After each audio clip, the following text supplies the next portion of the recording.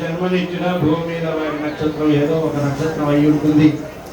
మాకేం నక్షత్రాలు తెలవండి, రాసులు తెలవు, గ్రహాలు తెలవు, ఏమీ ఎక్కడా స్వామి దగ్గరికి వచ్చి శంకరులు చెప్పినట్టుగా తత్పాదాంబోరు హయుగత నిశ్చల భక్తిరస్తు అని వేదాంత దేశికులు ధ్యానం చేసినట్లు స్వామి నృసింహ మమదేహి గడావలంబం అని శంకర భగవత్పాదులు అన్నట్టుగా ఒక్కసారి చేతులెత్తి పరమాత్మకి మొక్కితే ఆయన ప్రహ్లాదుల వారినట్లయితే చేయి పట్టి ఉద్ధరించారో మనందరినీ కూడా అనుగ్రహించే పరమాత్మ స్తంభాద్రి నరసింహుడు ఆ స్వామి అన్ని నక్షత్రాల్లో ఆయన నక్షత్రం ఏంటో తెలుసా? ప్రదక్షిణం మొదలు పెట్టాక అందరికీ అర్థమైంది. ఈ ఉన్న 27 నక్షత్రాల్లో ఏ రోజు వర్షం కురిసినా ముత్యం చిప్పలో ముత్యం కాదు. అదే అందుకోసమే ఆయన పాదాలు కనుక సేవిస్తే శంకర భగవత్తుల పాదాలు చెప్పింది అదే. అయ్యా ఎన్నో జన్మల అదృష్టంగా మానవ జన్మ వచ్చింది. ఈ మానవ జన్మ ఉద్ధరించడానికి ఏమిటి అని ప్రహ్లాదులు గారు మనకంటే గొప్పవాడే ఏం కాదు, చిన్నవాడే పాపం. ఎందుకంటే ఆయనకి రాక్షసుడు అని పేరు ఒక్కటే ఆయనకి. ఆయనకంటే గొప్పవాళ్ళం మనం. రాక్షసుల కంటే ఏమన్నా తక్కువ మనం? ఏం భయం లేదు.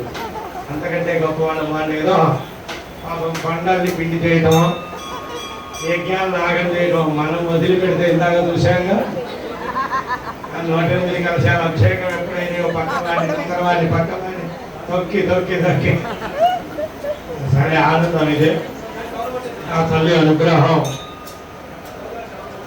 పౌర్ణమి పర్వదినం పుష్యమి నక్షత్రం పుష్యార్క యోగం ఇవాళ ఈ సంవత్సరంలో ఆఖరి పౌర్ణమి కూడా ఇదే.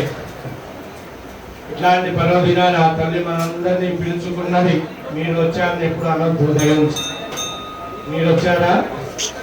రాలేదు. ఆ తల్లి దయ ఉంటేనే కొండ ఎక్కగలుగుతాం. అందరితో పాటు బయటికి పోయి టిఫిన్ చేస్తే చోటు కూడా దొరికేది కాదు. ఆ తల్లి దయ ఉంటేనే ఇక్కడ అవకాశం వస్తుంది. ఆ తల్లి పిలుచుకుంటేనే ఇక్కడ సేవ చేయగలుగుతాం. ఐశ్వర్యం అందరికీ వస్తుంది. ఎవరికి లేదు ఐశ్వర్యం? ఒక్కొక్కరికి 2 చక్రాల బండ్లు ఉన్నాయి, ఒక్కొక్కరికి 4 చక్రాల బండ్లు ఉన్నాయి, ఒక్కొక్కరు విమానంలో పోయి స్టేటస్ పెడతారు. ఎవరన్నా ఇక్కడ స్టేటస్ పెట్టారా? అది అదృష్టం. చప్పట్లనే కాదు, చూసిన వాడన్నా ఉద్ధరిస్తాడు. స్టేటస్ పెట్టమంటే పనికిరానివన్నీ 100 పెడుతున్నారు.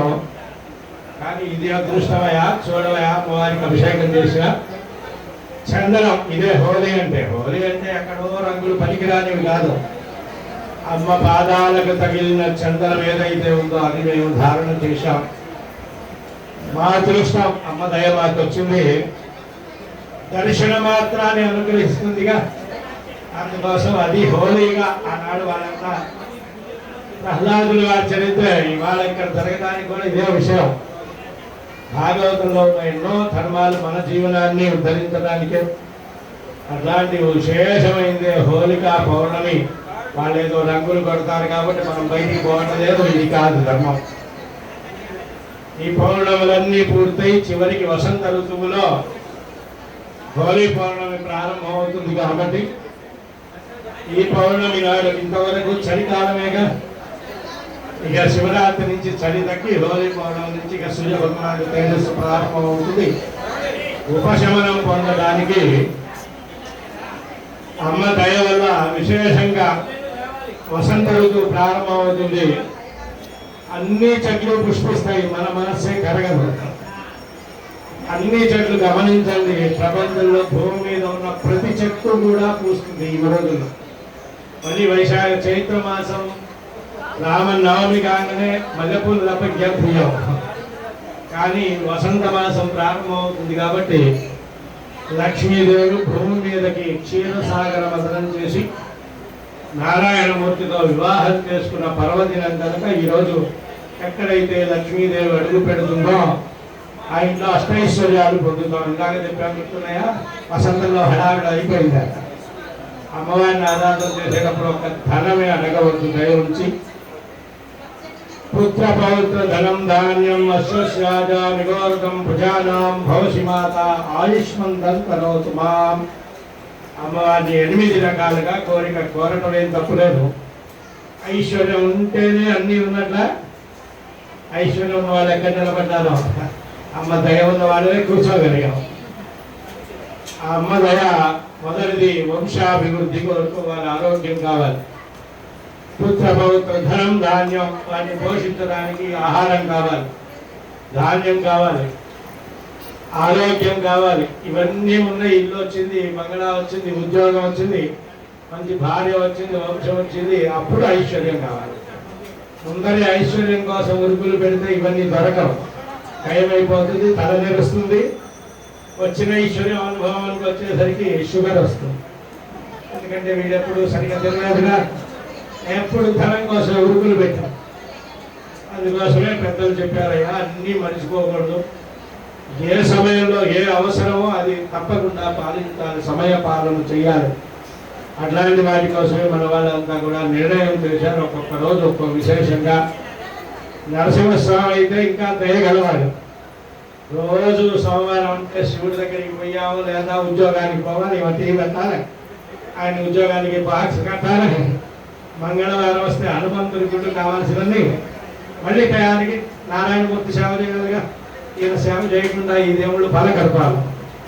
అందుకోసం పొద్దున సాయంత్రం హనుమంతుల వారిని బలకరిస్తా. బుధవారం నాడు భూమి ప్రదాత భూదేవి, నారాయణమూర్తి అనుగ్రహ ప్రదాత. ఐశ్వర్యం కావాలంటే భూదేవిని ఆరాధన చేయాలి, గణపతిని ఆరాధన చేయాలి. విగ్రహాలు గురువారం నాడు బృహస్పతి అనుగ్రహ ప్రసాదానికి పెద్దలు గురుదేవులు అనుగ్రహం పొందాలి. శుక్రవారం ఎవరు మర్చిపోం. ఎవరు ఏ ఇంట్లో చూసినా పొద్దునే స్నానం చేస్తాం, చిన్న దీపం పెడతాగా. అంతకంటే ఎక్కువ ఐశ్వర్యం వచ్చిందా మీకేమన్నా? ఐశ్వర్యం ఎక్కువైతే ఏమి ఇబ్బంది లేదు. శుక్రవారం మేలుకోకూడదు. అది అది ఆ ఐశ్వర్యం వద్దు మనకి. అమ్మవారిని కోరుకోవాల్సింది ఇదే. అమ్మ ఇదిగో శుక్రవారం తెల్లవారుదామని నీ దయ వల్ల ఇద్దరి వాళ్ళమైనా ఇదిగో నా ఇల్లు శుద్ధి చేసుకున్నా, పసుపు రాచి కొట్టు పెట్టుకున్నా. లక్ష్మీదేవి తులసీదేవి దగ్గర చిన్న దీపారాధన, నెయ్యి దీపం వెలిగించండి. ఆ ఇంట్లో నీ పిల్లవాడికి ఉద్యోగం రాలేదు అని అడిగే పని ఉంటుంది. ఆ ఒక్క పని వదిలిపెట్టి అన్ని పనులు చేస్తాం. శనివారం మనకి భయం, పొద్దున్నే ఏ పని చేయం. కానీ చేయాల్సింది అధిష్టాన దేవత వెంకటేశ్వరుడు. ఎవరైనా దర్శనం చేయడం కానీ, ఆ శనివారంలో చిన్న దీపారాధన, నువ్వుల నూనె దీపారాధన కానీ చేయాలి. ఆదివారం సెలవు, హాలిడే. ఆదివారం హాలిడే అంటే పనికిరానివన్నీ అలవాటు చేశారు మిగతా సాంప్రదాయాలు. మన సాంప్రదాయంలో ఆదివారం అంటే మన జీవితానికి మొదలు. ఈ వారంలో ఏ రోజు ఏ పని చేయకపోయినా ఆదివారం నాడు చేసే ధర్మకార్యం ఈ వారం అంతా నడిపిస్తుంది. హోలీ పౌర్ణమి నాడు కూడా అదే విషయం. ఈ సంవత్సరం అంతా అమ్మవారి సేవ చేయలేకపోయినా పౌర్ణమి నాడు అమ్మవారికి అభిషేకం చేసిన చందనం ఇంటి గడపకు పెడతా. ఇంట్లో లక్ష్మీదేవి నివాసం ఉంటుంది.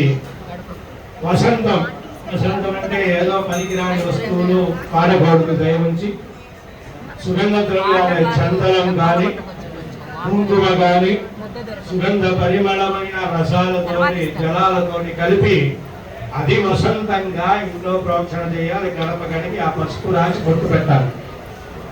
ఏ ఇంటి గడపకి చందనం పెడదామంటే లక్ష్మీదేవి వస్తుంది. అందుకోసమే హోలికా పౌర్ణమి. ఇంకొక విశేషం, నరసింహస్వామి ఎందుకు భగవన్నామం ఎవరు ఉచ్చరిస్తానో వారిని లక్ష్మీదేవి సహితంగా శ్రీమన్నారాయణ వారు ఏ కోరిక కోరుకుంటే ఆ రూపంలో అనుగ్రహించిన రోజు ఈ రోజు. ప్రహ్లాదుని వారిని రక్షించిన రోజు పరమాత్మ అగ్ని రూపంగా ఈ రోజే హోలికాదేవి. ప్రహ్లాదుని వారి నారాయణ మంత్రం ఆయనకేం లేదు, ఇక అమ్మాయినే అంతా కృష్ణార్పణ. తండ్రి పాపం అప్పుడు మనం గొప్పవాళ్ళం, ఆయన గొప్పవాడు కాదు, తప్పేం లేదు.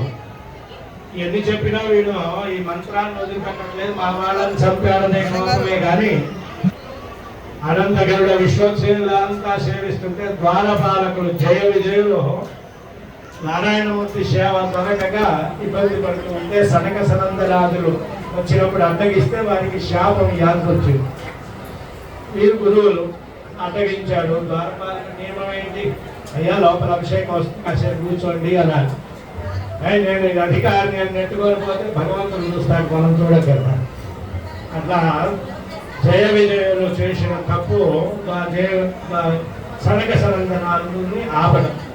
సరే, నారాయణమూర్తి కలియుగ ప్రభావం తప్పదు. నారాయణమూర్తి దగ్గరికి కేసు విచారణ వచ్చింది. అడిగాడు, ఏమయ్యా ఎందుకు ఇబ్బంది పడుతున్నాయంటయ్యా, మాకెవరి మీద కోపం ఉండదు, అదిగాక వైకుంఠంలో ఉన్న జయ విజయుల్ని శపించేంత ఆలోచన మాకు ఏమీ లేదు, కాకపోతే అడ్డగించారు కాబట్టి వీళ్ళని ఉద్ధరించాలి అని వారిని పిలిచి అడిగారు. అయ్యా, మోక్షం కావాలి అంటే, పాప నివృత్తి కావాలి అంటే 7 జన్మల పాటు సత్ప్రవర్తన కలిగి ఉంటావా, 3 జన్మల్లో విరోధంగా నన్ను చేరుకుంటారా అంటే నారాయణమూర్తి చెప్పాడయ్యా, 7 జన్మలు అంటే కష్టం, బట్టే మంచిదే కాదనలే, కానీ కోపంగా ఉంటే మర్చిపోకుండా తలుచుకుంటాగా, అందుకోసం 3 జన్మలు చాలే, నిన్ను విడిచిపెట్టి ఉండలేం అన్నప్పుడు పరమాత్మ అనుగ్రహించిన రూపాలే లోకాన్ని ఉద్ధరించడానికే. వాళ్ళు చేసిన చిన్న తప్పుకే వాళ్ళు రాక్షసులుగా ఉద్ధరిస్తే మనం ఎన్ని తప్పులు చేశామో, ఎన్నో తప్పులు తెలవకుండానే నిడదాం, పదార్థాలు పడేస్తాం, కింద ఉన్న పదార్థం దొక్కుతాం, పక్క వాళ్ళని దూషణాడతాం, ఎదురుగా వాడిని తిరుగుతాం, ఇక నీ పుణ్యం ఎట్టుకోతున్నాం. సనక సనందనాథులు తపోధనులు వారిని అడ్డగించిన వాళ్ళే రాక్షస జన్మ ఎత్తితే మన సంగతి ఏమిటిగా. అందుకోసమే కలియుగంలో విశేషంగా భగవంతుడు అనుగ్రహించింది భగవన్నామం ఒక్కటే.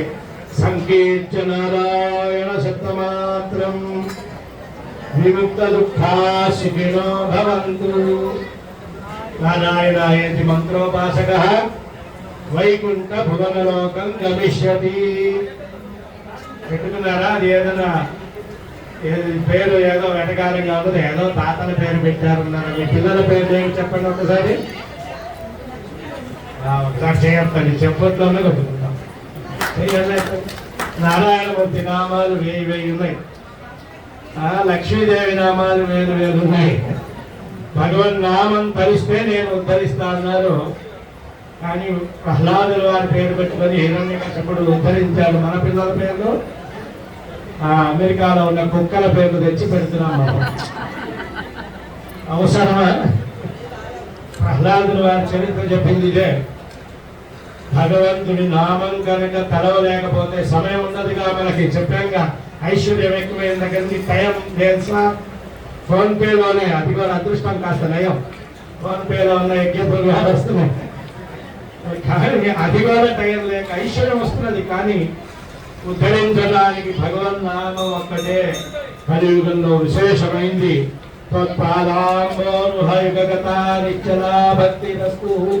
పిల్లల పేరులన్నా పెట్టుకోండి భగవన్ నామం. ద్వేషంలోనూ కోపంలోనూ విరోధంలోనూ వాళ్ళ నామం పలికితే ఆ స్వామి ఉలిక్కి పడి ఏమో నన్నే పిలిచాడేమో. ప్రహ్లాద అంటే పనికిరాని పేరేం కాదు, పాపం ధర్మాత్ముడు, అందరికీ ఆనందాన్ని ఇచ్చేవాడా అని. ఎవరన్నా పెట్టుకున్నారా? అంటే మోటి పేరండి. వీడు పలకపోయినా వాడు పలుకుతాడు.